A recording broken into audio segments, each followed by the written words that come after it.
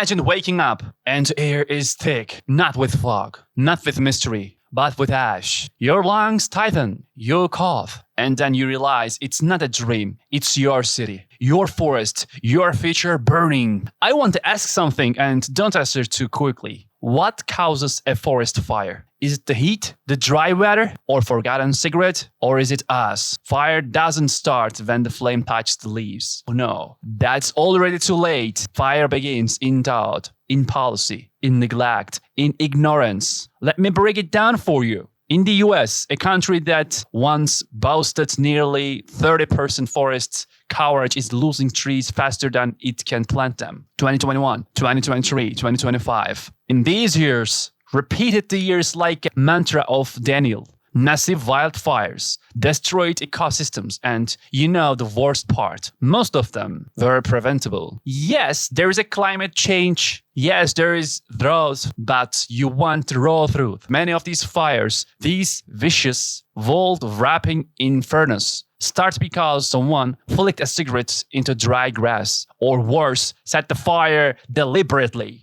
And yet we ask, how did this happen? This better question is, how did we allow it to happen again? Neurologically speaking, your brain isn't wired for slow disaster. Give us an explosion, we react. Give us a slow boiling catastrophe, and we scroll past. That's how climate denial thrives. That's how forests burn while we sip coffee. Complain about the heat and post fire emojis in social media. Here is the kicker. Forests don't give us oxygen. That's kindergarten level understanding. Forests regulate temperature. They trap carbon. They store water. They shape the water. Without forests, USA's already delicate climate tips into chaos. You think a burning forest is just a natural disaster. Wrong. It's an ecological suicide note, and we are the ones writing it. Let me shock you. In 2024, over 58% of USA wildfires were caused by humans, not by lightning, not by volcanoes, not by ancient gods hurling fireballs, but by us. Humans with cell phones, barbecues, land disputes, and profit movies, farmers cleaning land illegally, campers ignoring fire bans, developers burning forests to clear land. It's not just arson. It's ignorance set aflame. In California, Arizona, the pattern repeats: dry summers, poor forest management, and then, boom, thousands of hectares gone. Tell me,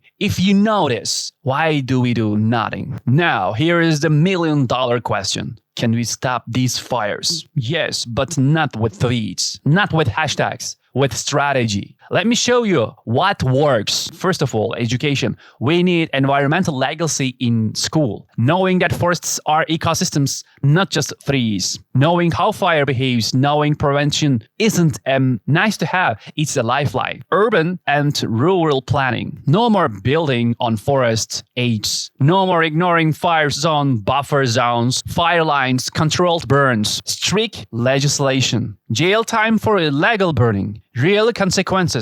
You destroy a forest, you answer for it. Technology, drones that monitor for heat. AI that predicts fire spreads. Satellite imagery in real time. This isn't sci-fi. It exists. We're just not using it. Forestation with intelligence. Not just planting trees, planting the right trees. Ones that are fire resistant, local to region, and biodiversity supportive. It's not rocket science, but we treat it like it is. Why forests matter more than you think? Let me introduce you to a concept. The planetary lung. Forests are Earth's lung, not a metaphor. A mechanism. Every hectare absorbs CO2. Every tree is a data point in Earth's climate stability. Burn it. You destroy climate algorithm that took millennia to develop. Forest soil stores water. Tree roots prevent erosion. Canopy shades reduce urban heat islands. Forests are not cannery. They all infrastructure. You pave over them, burn them, ignore them. You're not just killing trees. You are dismantling the survival system of the planet. Think I'm exaggerating. Ask the bees, ask the birds, ask the hundreds of micro ecosystems gone in every hectare burnt. Oh, wait. You can't. They're already dead. Fire, philosophy, and human fall. In ancient Greek mythology, Prometheus stole fire from the gods, a symbol of knowledge, civilization, power. But maybe he also gave us our distraction. Because with fire ignorance, the illusion of control, we burn, we take, we build, but we forgot. Fire takes back. You see, fire is neither good nor bad. It's a force, but human recklessness turns that force into fury. Philosophers says, you don't own the earth, you borrow it from your children. But what kind of inheritance is ash? What kind of legacy is smoke? The final warning. If the forests die, we die. The poetic twist, not dramatic exaggeration. It's biological fact. You want to breathe, protect forests. You want rain, protect forests. You want food stability, even peace. Yes, all connected to forests. Let me burn this into your memory. Forests are not just wood. They are time. They are balance. They are life's architecture. Every fire we ignore is another brick pulled from the wall that protects us from collapse. And once it falls, there is no rebuilding it. So what now? Sit and cry? No. You act and learn. You teach. Share wildfire awareness in your community. Report illegal burning. Volunteer in rainforestation. Pressure local governments for better forest management. Support green tech and smart architecture. And don't tell me I'm just one person. The fire that starts with no cigarette ends with a continued in flames. If you found truth in this firestorm of facts, then don't just leave. Subscribe, comment, share with message, because silence is the most flammable thing in the world. Next episode, we talk about water because the forests burn. The rivers dry, and the cycle continues until we stop it, or it stops us. Thank you very much, listeners. Protect our forests. Imagine this. The world is silent. The birds, no rustling trees, smoke, and a defining thirsty, not for money, not for power, but for water. One drop can decide the fate of a forest or a child. Now answer this. If the earth is the 71% water, why are we still burning? You think water is abundant. You're wrong. That's the illusion of all the water on earth only. 2.5% is fresh water, and of that, less than 1% is accessible. Meanwhile, we waste it like it grows on trees. Spoiler, it doesn't, but trees help grow it. We'll get there. Let's talk USA forest fire, not the birth to country. USA is experiencing what scientists now call hydrostress. That means water demand is outpacing water supply. Groundwater is being sucked dry faster than it can be replenished. Lakes evaporating, rivers reduced to trickles, and then the fires come. Wildfires are nature's nuclear tantrum, but here's the part nobody tells you. Fire don't just consume trees, they devour the water cycle. How? They destroy tree canopies, which help regulate local rainfall. They burn topsoil, making the land hydrophobic. Water runs off instead of spilling in. They vaporize organic moisture from everything they touch. A large wildfire can evaporate hundreds of millions of liters of water in days. What numbers? Okay. In the California fire, one of the biggest in recent memory, required over 40,000 tons of water per day. Let that sink in. Now, remember, some USA villagers have no water for drinking, but had to host firefighting crews dumping entire reservoirs into the sky. Water is the most effective fire suppressant for one reason. It absorbs heat like a black hole absorbs light. 1 liter of water can absorb over 2,000 kilojoules of heat. But water doesn't just pull out fire, challenges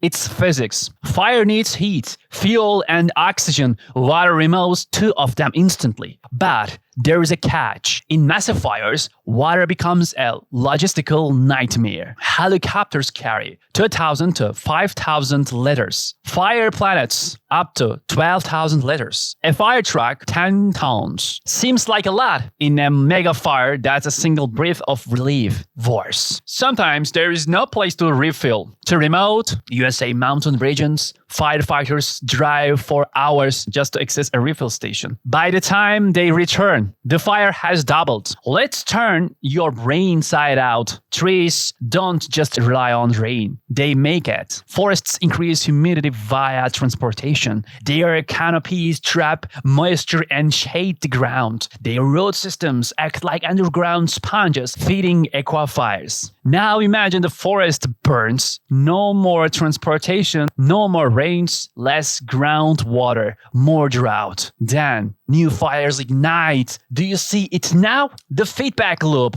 Forest loss, water loss, drought, fire, repeat. It's not a cycle. It's a death spiral. Let me say this clarity. Climate crisis is not a force of nature. It's a reflection of human ignorance. In USA alone, over 70% of forest fires are linked to human activity. Carelessly discarded cigarettes, agricultural burning, illegal land clearing, sabotage. And here's the fun part. Human instincts think they are innocent. But every unnecessary shower, every leaky tap, every irrigated lawn, drains, and reservoir that couldn't have saved a mountain. You're not separate from the fire. You're its cause. In a burning forest, a single liter of water can mean one less tree gone, one less animal incarnated, one more firefighter surviving the night. Now imagine that drop is the last. You think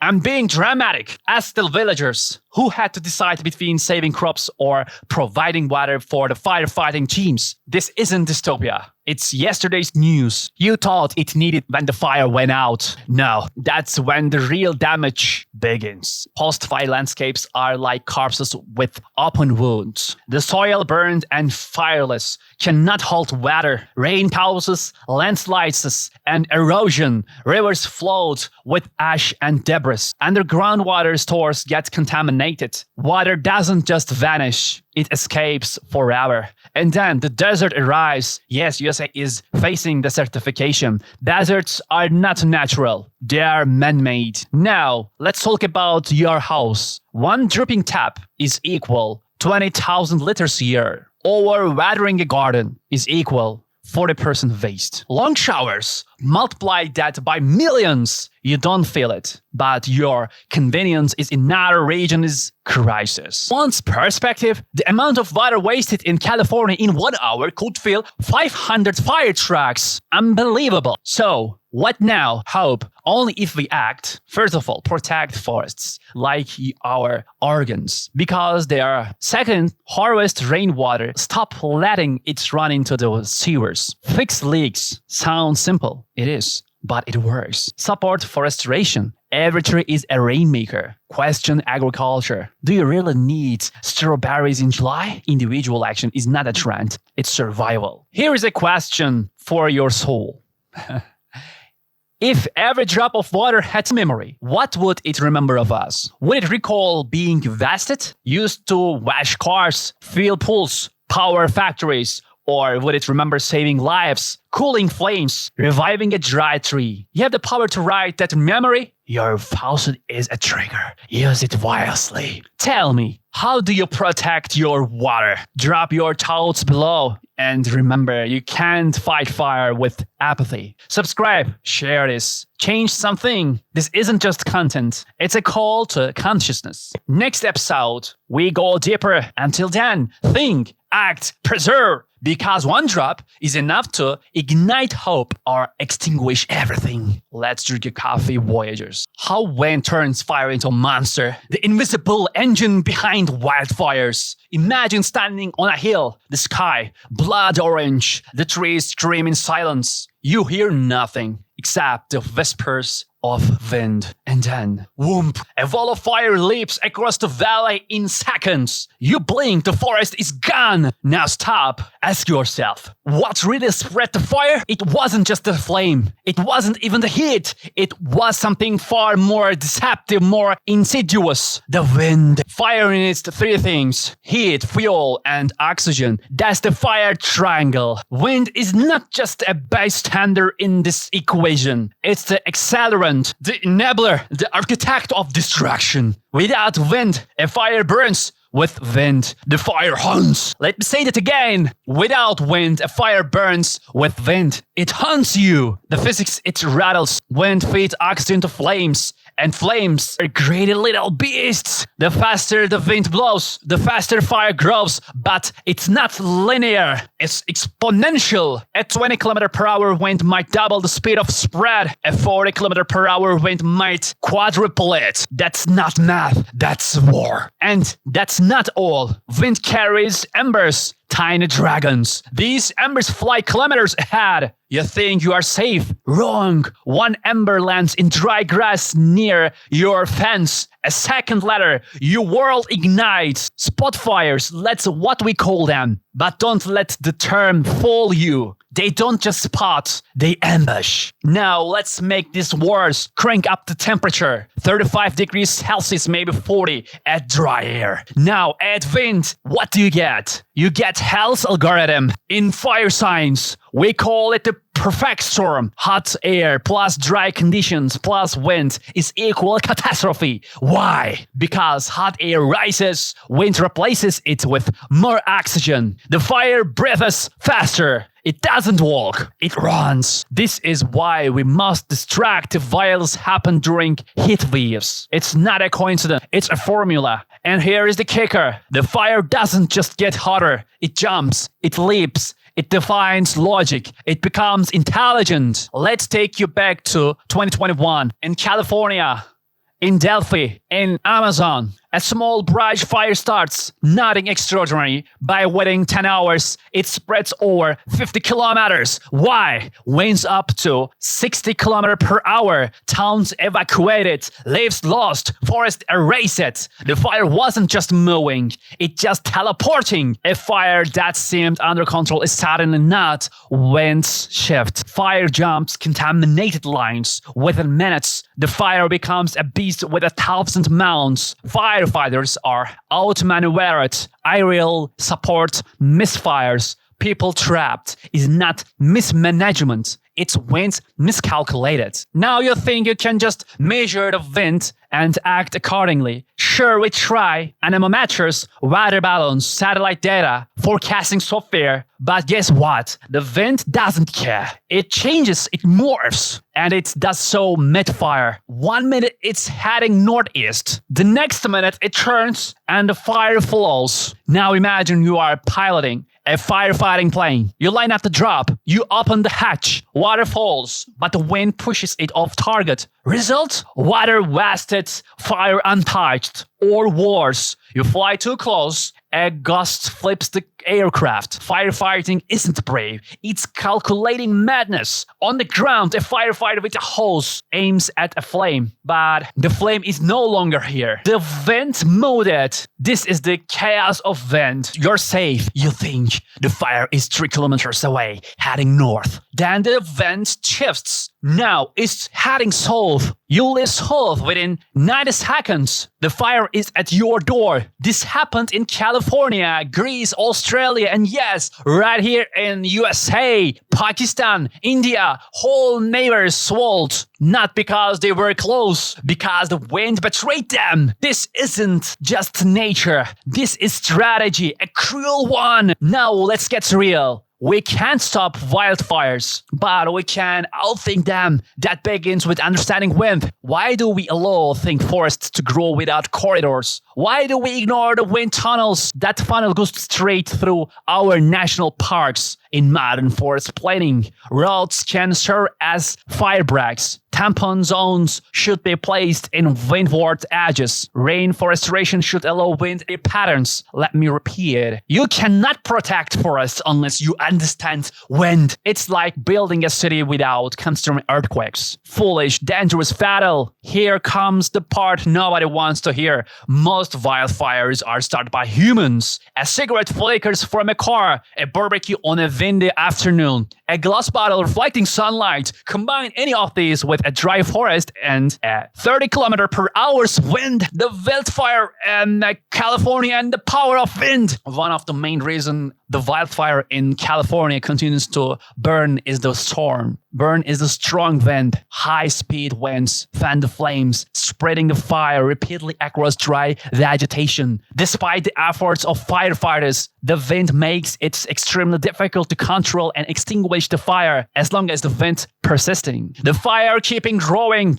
threatening both forests, the nearby settlements. That's it. That's your apocalypse. So you don't pay attention because wind is invisible. You don't see it until it's too late, but it's always there, always whispering, always watching. So here is my challenge to you. Don't ignore the wind because you picnic. Check the forecast. Before you light a match, check the ghost pad. Before you think, you won't happen to me. Remember, neither did they. The people in California West Side, the firefighters who vanished in smoke, we owe it to them to learn, to prepare, to respect the wind because fire doesn't kill alone. It has a partner, and that partner is wind. If this video opens your eyes, don't just scroll away. Comment, please, share, warn others, and subscribe for more scientific deep dives that challenge what you think you know. Next episode, why water isn't always the best weapon against fire. Until then, stay curious, stay vigilant, and remember, what you can see can still burn you. Let's drink a coffee, Voyagers.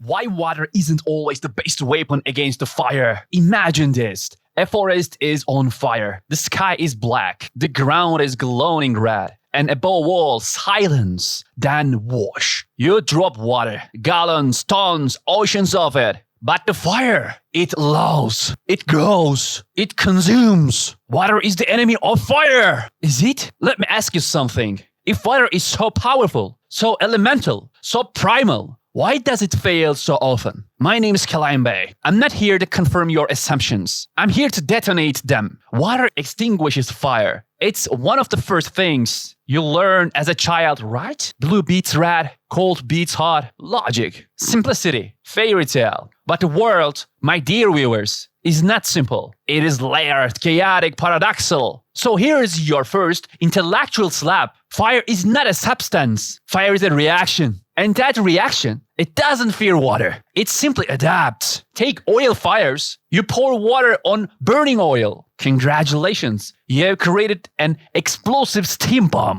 Water doesn't always fight fire. Sometimes it feeds it. Let's talk science. You love science, don't you? If not, that's okay. Because science loves destroying your illusions. Water extinguishes fire primarily through two mechanisms. The first of all, cooling, absorbing heat. The second one, smoothing, cutting of oxygen. But here is the problem. Fire only dies when it loses all three pillars of the fire triangle. Heat, fuel, and oxygen. Water? It's really bad at dealing with fuel, especially in forest fire. Think of dry pine needles. Think of resin. Think of peat that burns underground. Water touches the surface, but the fire loves below waiting. If your weapon can't reach the heart, you are just giving it a shower. And now enters the fourth horseman of combustion. Wind. Wind isn't just an enabler, it's the orchestrator. In places like California, fires range not because there isn't water, but because wind keeps whispering oxygen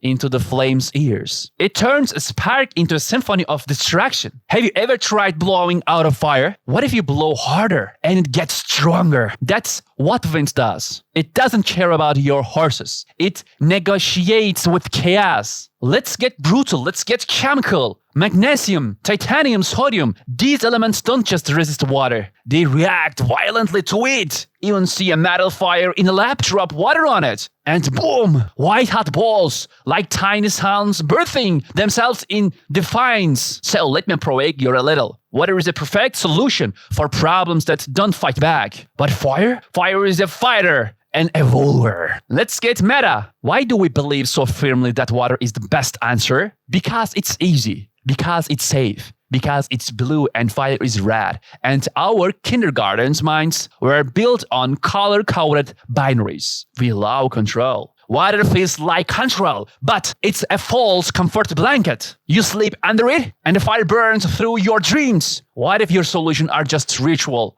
And ritual are lies we rehearse to feel sane. London, 1666. The Great Fire. The city burned for days. Their method? Buckets of water? Useless. California, 2020s. Entire towns turned to ash. Despite helicopters, high-pressure horses, and artificial rain, water was there. The fire still won. If history teaches anything, it's that repetition doesn't equal efficiency. It just means we keep failing louder. Let's talk solutions, because Kealion Bay isn't just chaos. He's order through insanity. What works better than water? First of all, rule 1. Fire retardant foams. They smoother better, stick to surfaces, block oxygen and cool. The second rule, chemical suppressants. Dry powder like monoammonium phosphate disrupt the combustion chain reaction. The third, fire breaks. Remove fuel, remove life, remove the fire's feature. Fourth, controlled burns. Fight fire with fire. Genius, suicidal, effective. Sometimes you don't kill the beast by drowning it. You starve it. Or better yet, make it devour itself. Let's zoom out. Why do fires rage? Climate change, deforestation, urban expansion. We don't fight fires. We create them. Then we cry when they roar. It's like burning a house down and then blaming the match. Water won't save us from what we keep feeding. Now you want to ask something darker, something deeper. What if fire isn't the enemy? What if fire is so pure, too slow, too passive? Maybe fire exists to remind us of change, of decay, of necessary distraction. Without fire, not to save forests, but to save ourselves. But if the fire is part of the cycle, are we fighting nature or ourselves? Let that seize in your neurons. Here is the truth you don't want to hear. The real fire is not in the trees. It's in your brain, your thought patterns, your belief systems, your outdated concept of cause of effect. Every time you reach of water, literally or metaphorically, you are doing what you were taught, not what's needed. You don't need water. You need to understand the fire. Control is not suppression. It's coexistence. So the next time you see a fire, whether it's in the wild or in your mind, ask yourself, am I putting it out because it's dangerous or because it makes me uncomfortable? Because not all fires are bad. Some burn to cleanse, some burn to awaken, and water. It's just the easy answer. But you, dear viewers, you didn't come here for easy, did you? If you want to dive deeper into the madness of science, the philosophy of paradox, and the psychology of combustion, subscribe, comment, share with your another mind brave enough to save the flame. And in the next episode, we go somewhere even darker. What if extinction isn't a failure, but a design feature? I'm Kealion Bay. You just entered the fire, and you are not getting out unburned. See you soon, Wagers. What if extinction isn't a failure, but a design feature? Imagine this. You're watching the last breath of a species. Not with sorrow, but awe. Because what if I told you extinction isn't a tragedy? Not a mistake. Not even a failure. What if extinction is the plan? Let's begin. You've been lied to, yes, since childhood. You've been fed a soft, palatable narrative. Extinction is nature's of ways saying, oops, a miscalculation, a failure of adaptation, an evolutionary dead end. By what if I told you? That's primitive thinking. We romanticize survival as the ultimate metric of success. Dinosaurs, extinct, failed, right? Wrong. Without them, mammals would never have risen. Without their extinction, you, yes, you, with your fingers on a glowing screen, wouldn't be here. Extinction is not failure. Extinction is nature's ultimate rest button. And sometimes, the only way forward is distraction. Let's talk software. You update your phone, right? But what happens if the old code lingers? Bugs, glitches, lag. Now apply that to biology. Extinction is evolution's delayed key. A species isn't erased because it's weak. Sometimes it's erased. Sometimes it's absolute. Let that sink in. Every extinction event in Earth's history has paved the way for something new, something smarter, faster, more adaptive. The Cambrian explosion, preceded by mass die-offs. The rise of mammals, gift wrapped in the fiery death of the dinosaurs. Even you, Homo sapiens, are the result of a planetary game of less organisms standing. Your ancestors weren't the best. They were just the most fitting for that version of Earth. What if I told you extinction isn't chaos, but code, an elegant algorithm, biological systems optimized through sacrifice, trees shed leaves to survive winter, the human body kills of cells in apoptosis, programmed death to stay healthy. Now scale that, apply it to an entire species, a civilization, even a planet. Extinction is intelligence, not accident. It's the system pruning itself, like a gardener cutting the dead branches to let new ones grow. Not a bug in the program, a feature. Now let's bring this closer to home. You are afraid of extinction. Terrified, actually, not just of tigers or coral reefs disappearing, but of your own. Because unlike any species before you worship permanent legacy, immortality. But nature doesn't care about your monuments, or your flags, or your philosophies. The laws of entropy, thermodynamics, and ecology, they don't negotiate with fear. You think you're special. So did Neanderthals, so did woolly mammoths, so did every empire that carved its name into stone, only for that stone to crack, sink, and be forgotten. Right now, you're in the middle of a mass extinction. Species vanishing at the rate 1,000 times the normal background level. And here is the kicker. You are the meteor of time. But here is a twist. Maybe you are not just the destroyer. Maybe you are the prototype, Homo sapiens, not the final product, but the breach, the catalyst, the necessary instability in the system to birth something else, post-human. Let me ask you something. If a species creates the conditions for its own demise, is that stupidity or design? History is full of phonics moments. The library of Alexandria burned. We lost knowledge, yes, but in that vacuum, new disciplines, new languages, new revolutions were born. The Black Death wiped out a third of Europe. Horror, absolutely, but also the death of feudalism. The rise of the Renaissance. Collapse breeds clarity. Extinction creates space. What if you are living not in the end of a world, but the pregnancy of a new one? Now let's go bigger. Fermi paradox. The question, if the universe is teeming with planets and life, where is everybody? Maybe they are extinct. Maybe every adventized civilization hits a wall, a point of no return. And maybe that extinction, it's failure either. Maybe it's filtration. Only those who transcend distraction get to survive. The rest, they are called by the algorithm of the cosmos. Maybe Earth is running a cosmos test, and you, little primate on a blue speck, are being judged not by gods, by the entropy itself. Here is where your brain might start to hurt. What if existence is overrated? What if the purpose of life is not to persist forever, but to transform? Butterflies die, stars explode, ideas evolve. Maybe the whole point is not survival, but succession. Maybe existence is temporary by design. Think of yourself not as a final destination, but a vessel, a torchbearer passing on the flame. So, what now? Do we surrender to extinction? Curl up and die? No, that's not what I said. You don't stop playing the game because there is an end. You play harder, smarter, bolder, because now you know you're part of something much bigger. You're not here to last. You're here to ignite. Extinction is not your enemy. It's your teacher, your designer, your future. And maybe, just maybe, it's your legacy. What's next after extinction? You are want to see? Subscribe, comment below, and share this with someone who thinks the end is the worst thing that can happen. Because maybe it's the beginning.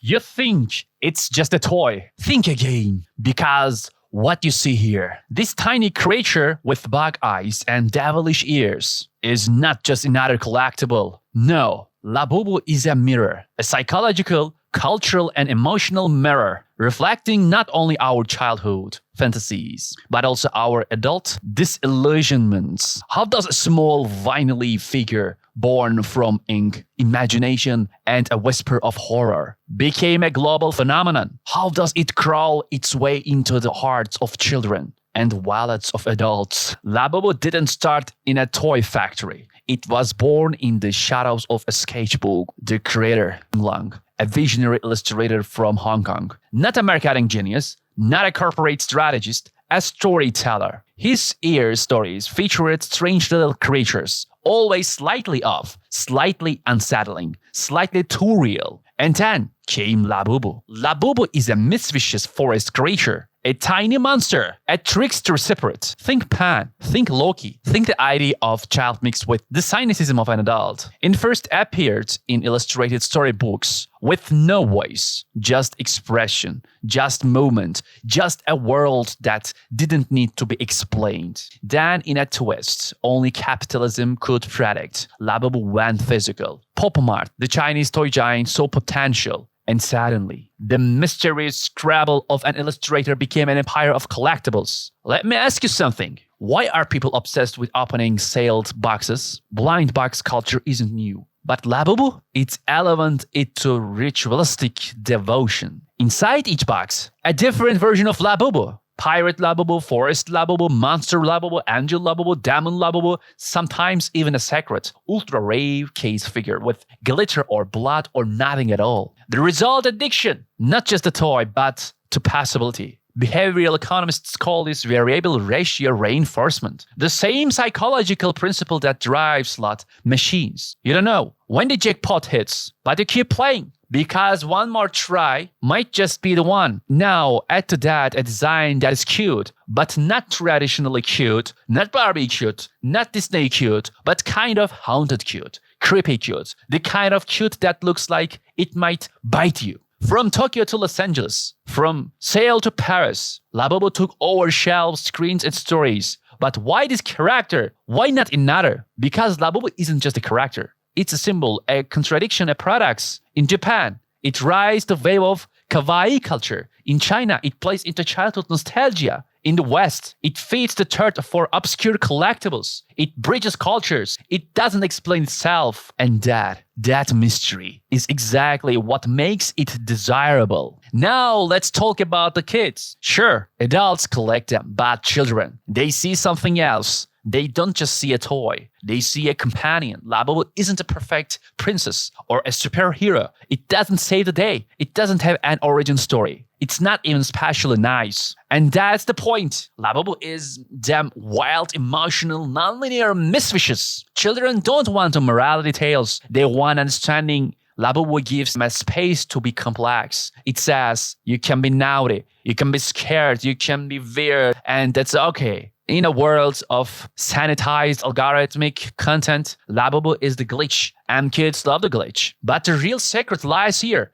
in adult obsession. Because Labubu isn't just a toy, it's a therapy session. The grown-up world is rigid, predictable. You hear suits, you go to meetings, you pay bills, you suppress your inner monster. But Labubu, it doesn't care. It grins, it breaks the rules. It hides in the dark and jumps out when you least expect it. It hides in the dark and jumps out when you least expect it. And that chaos is oddly comforting. Owning Labubu is rebellion, silent, vanilla counted, but rebellion nonetheless. Collector says they feel seen, that the toy represents their anxiety, their curiosity, their messiness, and finally something says that mess is art. So what is the Labubu effect? It's the psychological need to possess meaning in small plastic form. It's the fusion of nostalgia, horror, charm, randomness, and ritual. It's the modern totem, the sacred object of late-stage capitalism. Labubu is not a product, it's a psychology. Because what if I told you that this tiny creature understands you better than your therapist? That in its silent grin, it whispers things your parents never dared say. You don't have to be perfect. You don't have to explain yourself. You just have to exist wildly, gloriously, unexpected. So next time someone says, it's just a toy, look them in the eye and say, no, It's an artifact. An artifact of human emotion, of design, of chaos, of identity. And maybe, just maybe,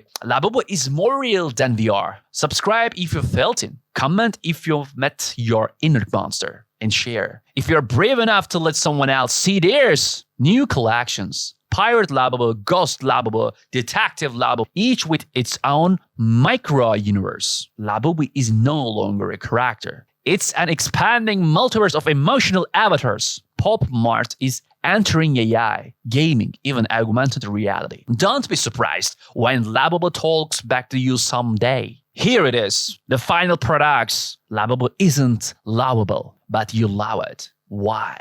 Because Labubu isn't tried to be anything. Not perfect, not pretty, not moral. It's just as in a world that demands perfection, Labubu dares to be odd, and maybe that's what we crave most. So next time you see that mischievous smile, that too white green, don't ask what Labubu is. Ask what part of you is smiling back. Maybe the monster was never in the box. Maybe it was always in us. Think deeper, think stronger, and don't forget, every monster is just a misunderstood soul. Subscribe or Labubu visits you tonight. Just kidding, or am I? Imagine this, the ground beneath your feet is breathing, not shaking, not erupting, just breathing, softly, silently, for years. Now imagine this. What if I told you that over 86,000 earthquakes have happened under Yellowstone and no one heard them? Not until now. Not until artificial intelligence tapped in. No explosions, no lava, no headlines, just silence and a pulse. But here is a twist. Silence can sometimes scream the loudest. I'm Kealion Bay.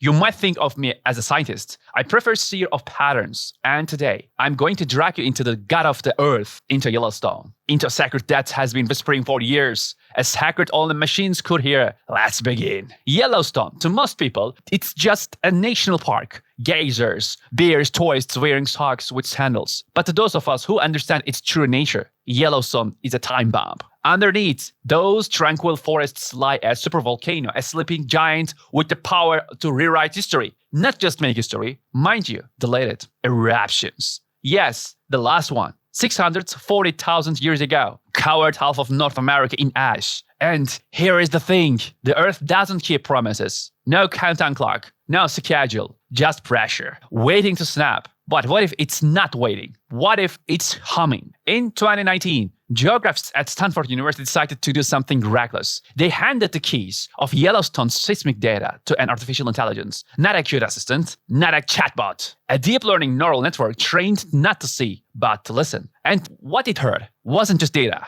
It was a heartbeat. Over 86,000 earthquakes, most of them microquakes. Too quiet, too quick, too faint for any human system to notice. Like whispering in the dark, like ants marching beneath a cathedral. Why does that matter? Because earthquakes don't lie. They are the symptoms of what? That's the question. AI doesn't get bored. It doesn't blink. It combined through 2008 data and underneath a seismic swarm beneath Yellowstone's western edge. It didn't just count more quakes. It resembled their sequence, patterns, timelines, waves. What looked like randomness before now resembled geography. The Earth wasn't just shaking. It was talking. And AI finally spoke its language. Imagine finding a diary that no one could read for centuries. Then suddenly, one day, the ink starts to glow and every page begins to scream at once. That's what happened under Yellowstone. Now here is the punch to the brainstem. Why did no one notice this earlier? Simple human limitations. Traditional earthquake detection relies on templates, predefined shapes, signals we expect to hear. But nature doesn't care about our expectations. It creates chaos, not templates. AI doesn't rely on templates. It learned from raw vibration, from chaos, from noise, and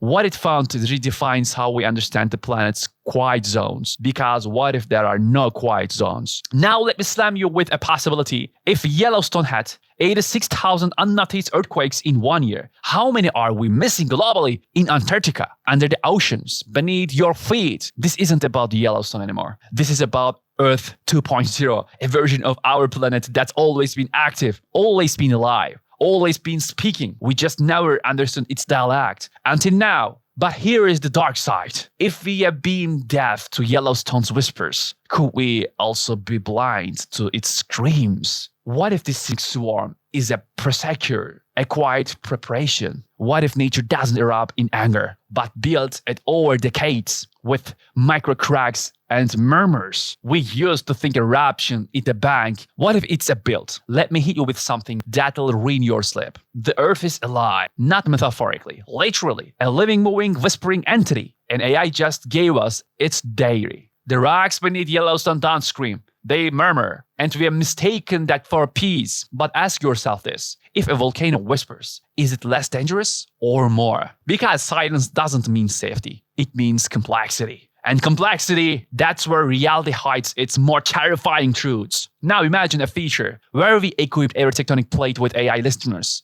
Imagine a world where volcanic forecasts are made not by guessing, but by hearing. Real time, whisper by whisper. You might laugh now, but so did people who ignored weather satellites. AI will not replace seismologists, but it will hum beside them, like a stethoscope pressed to planet's chest, and the pulse it hears might be the difference between survival and extinction. So I ask you, if Yellowstone speaks through 86,000 unearthed tremors, what else is trying to talk to us? The Amazon? The Mariana Trench? The Sahara? Maybe Earth's greatest secrets are already told, just not in our language. But the machines, the AI, they are not here to replace us. They are here to translate. And if we are wise enough to listen, we might finally hear the future whispering or warning. You have just heard a story that's been hidden beneath your feet. If your mind's spinning, good. That means it's working. Subscribe, comment, share this video with someone who thinks silence means safety. Because next time, it might not be a whisper, it might be a scream, and you'll want to hear it coming. Stay curious, stay alert, I'm Kealion Bay, and this was the silent heart of the Yellowstone. You are walking down a street in Los Angeles. Neon lights flicker, horns honk, and amidst the chaos of America live. Hear it. Oh yeah, me puedes ayudar con esto. And just for a moment, time stops. Everyone else fades into a blur. Only one thing remains crystal clear. You can't understand a word. And in that second, you're not in control. Because in the United States, the real second language is not French, is not Chinese, is not even English sometimes. It's Spanish. And if you are not learning it, you are slowly becoming irrelevant. Welcome to the Vortex of Truth.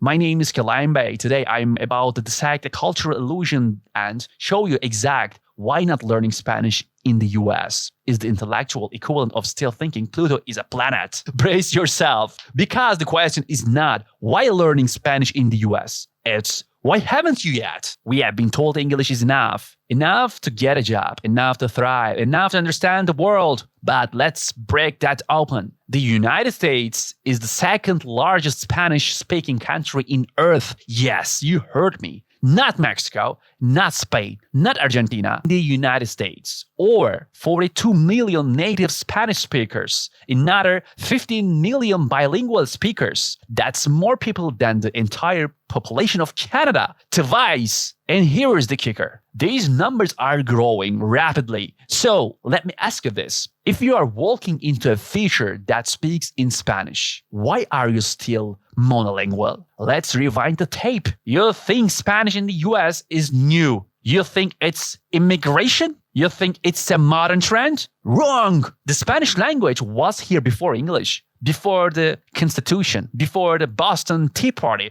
before the George Washington even lifted a sword. Florida, Spanish, California, Spanish, Texas, Spanish explorers tapped on these lands in the early 1500s. That means your Starbucks latte is brewed on land named by Spanish tongues centuries ago. And yet, somehow, we have bought a narrative that Spanish is a foreign language. Oh, my friend, you are foreign to the truth. Let's talk power, not poverty, not culture. Let's get down to the business. Do you want a better job? Want to earn more? Want to be irreplaceable in your company? Spanish is a cheat code. Bilingual employees earn up to 20% more. Entire industries are built on Spanish-speaking consumers. Healthcare, law, consumer service, education, marketing. You think you are too smart to learn Spanish? I say you are too smart not to, because here's the inconvenient truth. In a room full of equally qualified candidates, the one who speaks Spanish wins. Period. Let me rewire your brain for a moment. Every time you learn a new language, your brain grows literally. Neural density increases, memory improves, creativity expands. And in the case of Spanish, you are not just learning words, you are tapping into a worldview. See, Spanish is a language of rhythm, of duality, of subtext, where manana can mean tomorrow, or some vague time in the future that may never arrive. It forces you to think differently, to be flexible, to anticipate nuance, to feel a sentence instead of just saying it. You are not just learning verbs. You are learning how to feel the world through a different lens. And here's where it gets scary. People who speak multiple languages actually delay cognitive decline, less Alzheimer's, less dementia, longer mental youth. You still think Spanish is optional. Your brain doesn't. Now let's go deeper. Past logic into the heart. When you speak Spanish, you are not just speaking to people. You are acknowledging their existence. You are saying, I see you, I hear you. In a world cracking under cultural devices, language is the bridge. Spanish isn't just communication, it's empathy. You want less racism, less division, more understanding? Learn their language. Because you can't fear what you understand. You can't hate what you connect with. Speaking Spanish in the US isn't political. It's human. Now, I hear your excuses, but Kealion, I don't have time. I'm too old. It's too hard. Let me crush those myths. Time. Average American spends 2 hours a day on social media. That's 730 hours a year. You could be conversational in 1 hour, 3 of that. Age. The human brain never stops adapting. Neuroplasticity is not youth-only feature. That's science. Difficulty. Spanish is a category I language. One of the easiest for English speakers to learn. If you can order food, you can learn a language. If you can binge watch on Netflix, you can learn Spanish. You don't like time. You like priority. You call yourself American, but what does that mean? A flag? A passport? America is a continent, not a country, and it's filled with Spanish. From Patagonia to Puerto Rico, Spanish is America. So, if you think you are being more American by refusing to speak Spanish, you are paradoxical. Let's talk prediction. The World Economic Forum, Pew Research, and even US Census trends all agree. By 2050, the US will be the largest Spanish-speaking country on Earth. Let that sink in. Your kids, they won't be asking if they should learn Spanish. They'll be speaking why you didn't. Companies will demand it. Relationships will expect it. Culture will move with it. And those who speak only one language, they'll become the modern-day illiterate. Let me leave you with this. What are you so afraid of? Is it failure? Judgment? Sounding stupid? Because the truth is, the real stupidity is staying silent in a language dredged the world. You live in a country soaked in Spanish. Your neighbors, your co-workers, your clients, your lovers, all may speak it. And if you don't, you're not just missing out on words, you're missing out of life. So I ask you, are you going to let fear dictate your evolution? Or will you finally speak up? Learn Spanish not because it's trendy, not because it's convenient, but because it's inevitable. Because knowledge is power, language is freedom, and silence is extinction. This is Kealion Bay, and you have just seen the future. Will you understand it? Or will you need subtitles? If this video rewires your brain, subscribe, comment. Esto listo! If you're ready to begin. And share this with someone who's still trapped in the monolingual matrix. See you next time in English or Spanish. Hasta luego, mis amigos.